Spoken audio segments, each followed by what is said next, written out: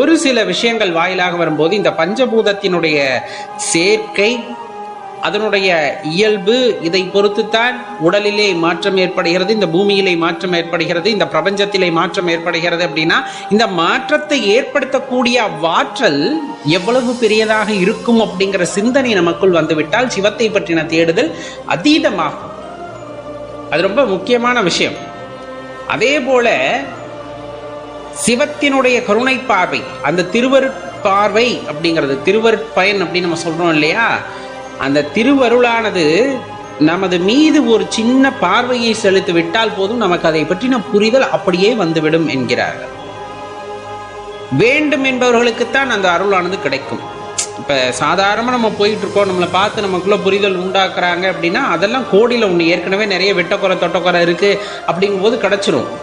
யாருக்கு என்ன வேண்டுமோ அதை வேண்டுகிறார்கள் அல்லவா. எனக்கு உன்னை பற்றிய புரிதல் வேண்டும் இறைவா அப்படின்ட்டு அவர்களிடம் ஒரு விண்ணப்பமாக வைக்கின்றோம். அப்படிங்கும் போது இந்த பஞ்சபூதத்தினு பற்றிய அறிதல், புரிதல் எனக்கு வேண்டும் அப்படின்னு ஒரு ஏக்கமாக இருக்கும் போது அவருடைய அந்த அருட்கருணை, அந்த சிவத்தினுடைய அருட்கருணை நமக்கு கிடைக்கிறது. அப்படிங்கும் போது கண்டிப்பா அதை பற்றின புரிதல் அவர்களுக்கு ரொம்ப தெளிவாக ஏற்படும் அப்படின்னா அதுல மாற்று கருத்தே இல்லை. அப்ப தெளிவா புரிஞ்சுக்கணும், சிவத்தினுடைய ஆற்றலை வரையறுக்க இந்த பூமியில் மட்டுமல்ல இந்த பிரபஞ்சத்திலும் யாரும் கிடையாது.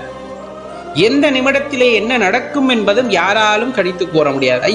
நிறைய பேர் இந்த ஜோதிடர்கள்லாம் கணித்து சொல்றாங்களே எல்லா விஷயத்தையும் கணித்து சொல்லிவிட்டால் கண்டிப்பாக அவர்கள் தெய்வமாகத்தான் இருப்பார்கள், தெய்வத்தின் அம்சம் பொருந்தியவர்களாக. யாராலும் அப்படி அறுதிட்டு கூற முடியாது, அப்படி யாரையும் உங்களால் பார்க்க முடியாது. இறைவன் படைப்பு எவ்வளவு நுண்ணியமானது, இந்த சிவத்தினுடைய படைப்பு ரொம்ப நுண்ணியமானது. அவ்வளவு எளிதாக அனைத்தையும் கற்றுக்கொள்ள முடியாது. ஏன்னா சொல்லுவாங்க இத்தனை வயசுல இப்படி இவங்களுக்கெல்லாம் நடக்கும் அப்படின்ட்டு. அதில் கொஞ்சம் நடந்திருக்கும், கொஞ்சம் நடந்திருக்காது. இவங்க சொல்கின்ற விஷயம் அங்கிருந்த கிரகங்களின் அமைப்பை வைத்து. ஆனால் வேறு என்னென்ன ஆற்றல் அதிலே ஆதிக்கம் செலுத்தக்கூடும் அப்படிங்கிறத அவர்கள் அறிந்திருப்பது இல்லை. அது எல்லாம் இறைவனுடைய அந்த பஞ்சபூதத்திற்கு ஆதிக்கமாக விளங்கக்கூடிய சிவத்தினுடைய அருட்கருணை இருந்தால் மட்டுமே அதில் சில கூறுகளை அவர்கள் தெரிந்து கொள்ள முடியும். அப்ப நம்ம போட்டு குழப்பிக்கணுங்கிற அவசியம் இல்லை. ஒப்படைத்து விடுங்கள், உங்களை இறைவன் பாதத்திலே ஒப்படைத்து விடுங்க. கிரகங்கள் எப்படியோ இருந்துவிட்டு போகிறது, கிரகங்கள் எவ்வாறு செயல்பட்டோ போய்விட்டு போகிறது, அதை பற்றியெல்லாம் கவலை இல்லை. இந்த பார் உன் கையில உன் காலில் என் வாழ்க்கையை சரணடைஞ்சிட்டேன். இனி நீ என்னை அடிப்பையோ துவைப்பையோ என்னைய சந்தோஷமா வச்சுப்பையோ எல்லாம் உன் பொறுப்பு.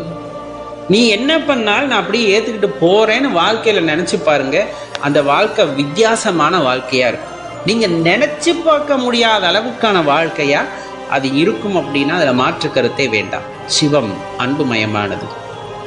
பஞ்சபூதங்களையும் ஓர் உருவாக மாற்றி உனக்கு உடல் கொடுத்திருக்கிறது என்றால் அந்த பஞ்சபூதங்களிலே மாற்றத்தை ஏற்படுத்தி உனது வாழ்க்கையை மாற்ற முடியும் என்றால் இறைவனின் பாதத்திலே நீ சமர்ப்பிக்கின்ற உன் வாழ்க்கையில் அந்த பஞ்சபூதங்களிலே மாற்றத்தை ஏற்படுத்தி உன்னை சந்தோஷமாகவும் வைக்க அந்த சிவத்திற்கு முடியும் அப்படிங்கிறத உணர்ந்து சிவபாதம் சரணடைகின்றோம் அப்படின்னா கண்டிப்பா வாழ்க்கை ஆனந்தமானதாகத்தான் இருக்கும் அப்படிங்கிறத மறந்துடாதீங்க.